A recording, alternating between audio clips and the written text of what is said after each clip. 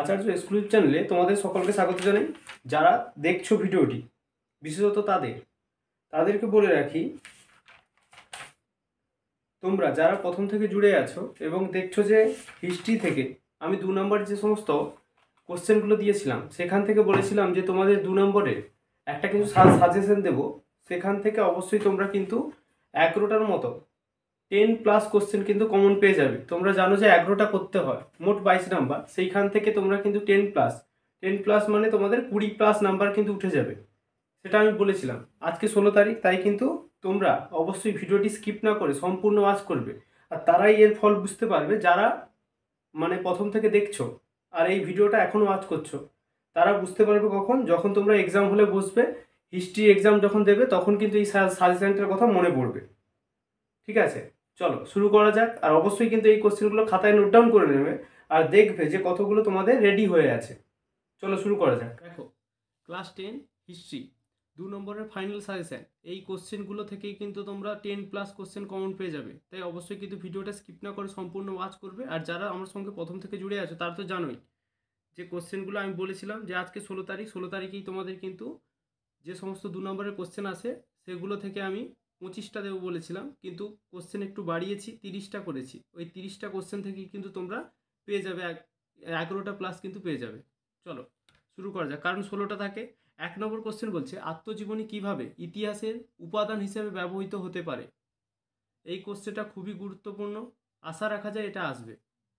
চলো 2 নম্বর কোশ্চেন কি বলছে, সংবাদপত্র ও সাময়িক পত্রের মধ্যে পার্থক্য করো। 3 নম্বর কোশ্চেন, ইতিহাসের উপাদান হিসেবে সংবাদপত্রের গুরুত্ব কী। 4 নম্বর কোশ্চেন, ইন্টারনেটের দুটি সুবিধা এবং দুটি অসুবিধা লেখো। 5 নম্বর কোশ্চেন, সন্ন্যাসী ফকির বিদ্রোহ ব্যর্থ হলো কেন। আর তোমরা অবশ্যই জানাবে, এই যে পুরো ভিডিওটা দেখে শেষে জানাবে যে কতগুলো তোমাদের রেডি হয়ে আছে আর কতগুলো করতে হবে। 6 নম্বর কোশ্চেন, নীল বিদ্রোহে খ্রিস্টান মিশনারিদের ভূমিকা কীরূপ ছিল। 7 নম্বর কোশ্চেন, ফরাজি আন্দোলন কি নিছক ধর্মীয় আন্দোলন ছিল। 8 নম্বর কোশ্চেন বলছে আনন্দমোড় উপন্যাস কিভাবে জাতীয়তাবাদী ভাবধারাকে উদ্দীপ্ত, একটু কারেকশন করবে, উদ্দীপ্ত করেছিল। 9 নম্বর কোশ্চেন বলছে সভা সমিতির যুগ কাকে বলে, বা এটা দিতে পারে 19 শতকের দ্বিতীয়ার্ধকে সভা সমিতির যুগ বলে কেন। একই কোশ্চেন। 10 নম্বর কোশ্চেন, বে এলাকা চাষ বলতে কি বোঝো। 11 নম্বর কোশ্চেন, শিক্ষিত বাঙালি সমাজের একটি বড় অংশ কেন মহাবিদ্রোহের বিরোধিতা করেছিল। 12 নম্বর কোশ্চেন, তাম্রলিপ্ত জাতীয় সরকার কি। 13 নম্বর কোশ্চেন, চার্লস উইলকিন্স কে ছিলেন। 14 নম্বর কোশ্চেন, বাংলা লাইনোটাইপ প্রবর্তনের গুরুত্ব কী। 15 নম্বর কোশ্চেন, বাংলা ছাপাখানার বিকাশে পঞ্চানন কর্মকারের ভূমিকা লেখো। 16 নম্বর কোশ্চেন, বাংলা মুদ্রণের ইতিহাসে বটতলা প্রকাশনার গুরুত্ব কী। 17 নম্বর কোশ্চেন, অ্যান্টি সার্কুলার সোসাইটি কেন প্রতিষ্ঠিত হয়েছিল। 18 নম্বর কোশ্চেন, বাংলার নারী শিক্ষা বিস্তারে রাজা রাধাকান্ত দেবের ভূমিকা বিশ্লেষণ করো। 19 নম্বর question, worker and peasants party কেন প্রতিষ্ঠিত হয়েছিল। 20 নম্বর question, Nikhil Bharat trade union Congress কী উদ্দেশ্যে প্রতিষ্ঠিত হয়েছিল।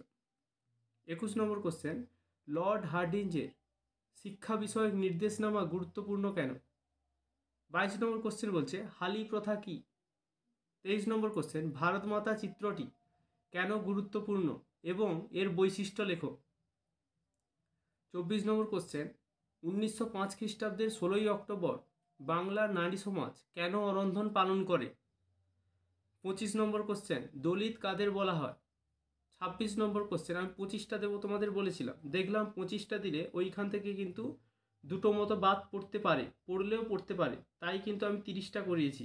এইগুলো করে নিলে কিন্তু আর কোনো ডাউটের জায়গা নেই। 16টা থাকে, 16টার মধ্যে কিন্তু তোমরা মোটামুটি 10+ তো পেয়েই যাবে, মানে 10 কোশ্চেন প্লাস কিন্তু পেয়ে যাবে। এবার সেটা 12টা হতে পারে, 13টা হতে পারে, 14টা হতে পারে, অথবা 16টাই হতে পারে। 26 নম্বর কোশ্চেন, নেহেরু লিয়াকত চুক্তি কি।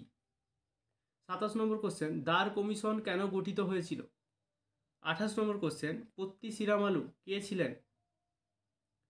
29 নম্বর কোশ্চেন, ফরাসি আন্দোলন বা ফরাজি আন্দোলন ব্যর্থ হলো কেন।